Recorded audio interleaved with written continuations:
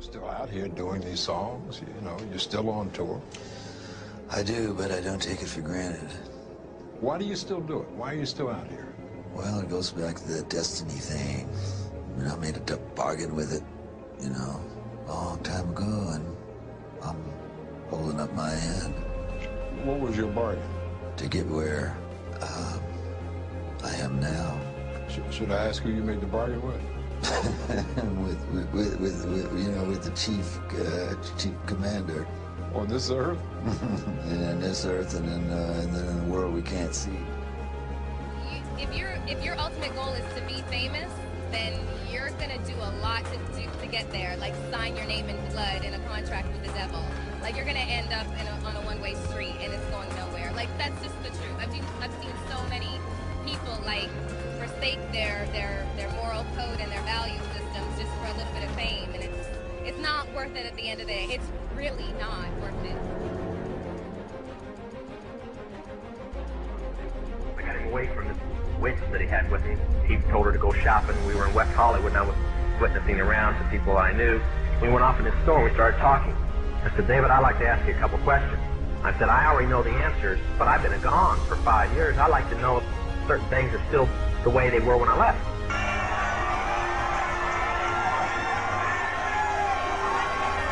I sold my soul to the devil. I know it's a crappy deal. Lisa came with a few toys like a Happy Meal. I said, now I have to explain some of this when I'm done, because you're not going to understand it all unless you know something about music. I said, do they still take the master to the temple room? And Dave said, yeah. I said, do they still have the coven conjure demons into the master? He said, of course. All right, no more fucking around. Masterpiece is right in there. All we have to do is step into that magic circle, and the masterpiece is ours. Are you ready?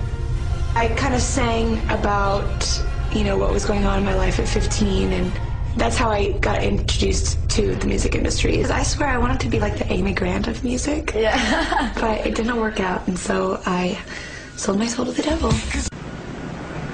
You don't even recognize half the weapons that they use against you.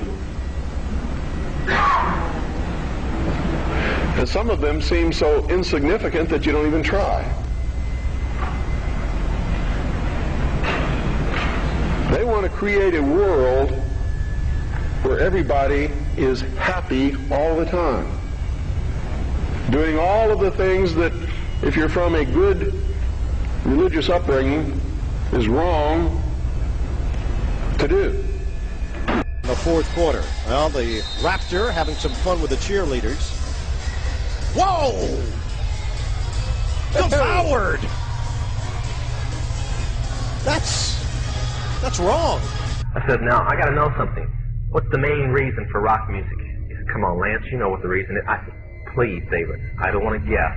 Tell me what the main reason is. He says, the same as when you were in, so that we can play spells on people that we couldn't cast spells upon. Is the dark side stronger? No. But easier, more seductive.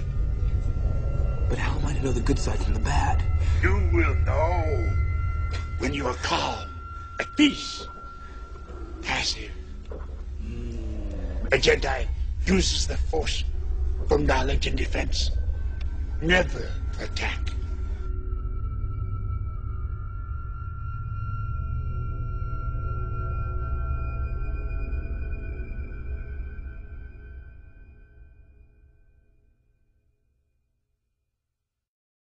That's what they teach. That's what they want you to be. They don't want laws against sexual promiscuity. That's why they don't want families. That's why they don't want marriage. That's why they encourage homosexuality. There's a method to their madness. There's really not much method to yours, because you're operating from a place of ignorance. And until you change that, you're going to be bumbling around, bumping into each other, saying and doing the wrong things, not understanding the nature of your enemy. And if you don't understand the nature of your enemy and the weapons they use, you cannot fight that enemy. You can't fight the battle. You shouldn't even be on the battlefield. That's why you're losing the war. And don't tell me you're not, because I'm in a place of great knowledge about who's winning and who's losing this war. And I can assure you, you're losing the war. Doesn't mean it can't be turned around, but it'll never be turned around until you learn what you need to know. Martin Lawrence is the guy that showed everybody you can make it from D.C. to Hollywood. And I had a personal stake in his success. Every time he did something, it made me feel inspired and really good. And he was always real nice to me. He'd sit me down, what's going on with you, baby boy? What? We'd talk about comedy, whatever. And, you know, when we did Blue Streak, we were promoting it, and Martin had a stroke. He almost died. And then after that, I saw him, and I was like, oh my God, Martin, are you okay? And he said, I got the best sleep I ever got in my life. That's how tough he is. So let me ask you this.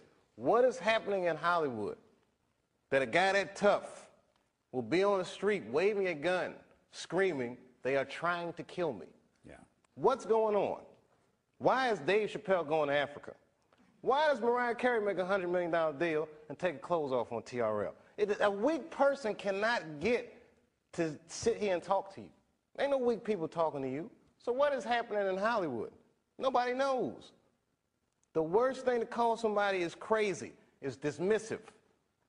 I don't understand this person, so they're crazy. That's bullshit. These people are not crazy. They're strong people. Maybe the environment is a little sick.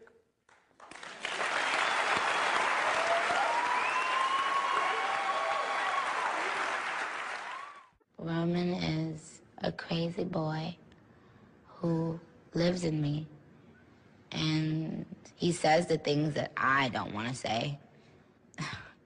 He was born, just a few months ago. I think he was born out of rage. He was conceived in rage, so he bashes everyone. He threatens to beat people, and he's violent. That must be nice to have, like, an ignorant loudmouth who you can just sort of blame every... He wants to be blamed. I don't want to blame him. I ask him to leave, but he can't. He's here for a reason. People have brought him out. People conjured him up. Now he won't leave. I don't want to blame him. I ask him to leave, but he can't. He's here for a reason. People have brought him out. People conjured him up. Now he won't leave. Hip-hop goes goth. Keeps going goth.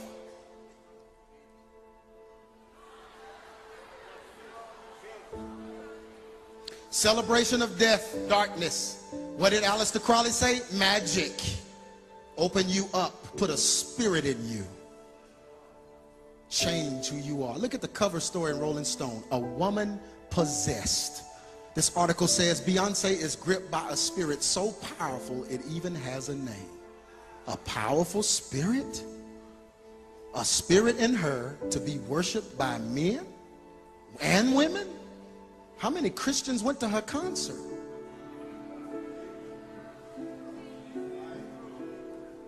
Look at them. Look at the difference. Look at this. Is that the same woman? She says it's not. She's openly telling you that there is a spirit in her, working in her when she's performing. So the times you know her, you're entertaining a spirit. Or entertained by a spirit.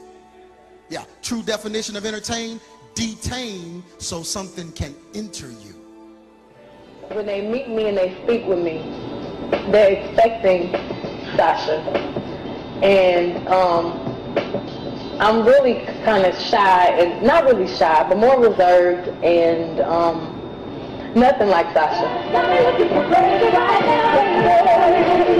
But I guess I wouldn't be very entertaining on stage. So Sasha comes out and she's fearless. You know, she can do things that I cannot do when I'm in rehearsal. Right before I performed, I raised my hands up, and it was kind of the first time I felt something else come into me. Why did God give me this life? Sometimes it's overwhelming. Why did God give me my talent, my gift, my family?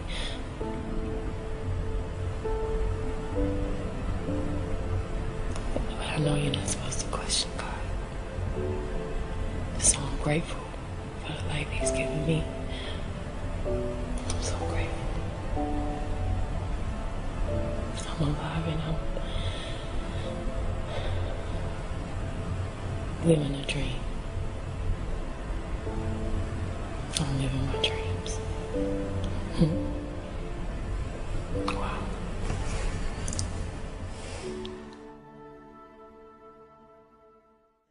You know, I am misunderstood a lot at times. My music, my image, people have their whole thing about me, whether it be me being a devil worshiper or whatever. Besides them reading into my hand over my eye on my album cover.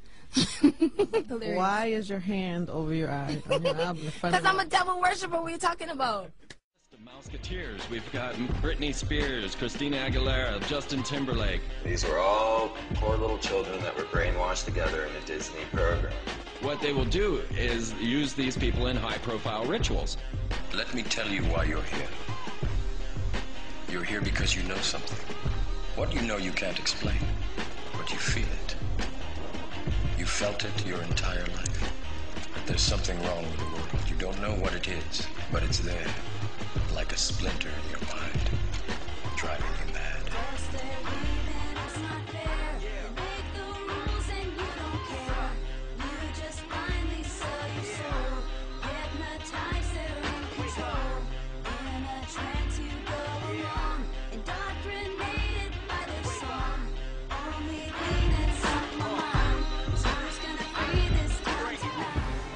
And it all happens as she's starring as a kind of villain in the tabloid accounts of supposed jealous arguments and then a horrible breakup with her self-proclaimed first love, Justin Timberlake. You've had a rough year.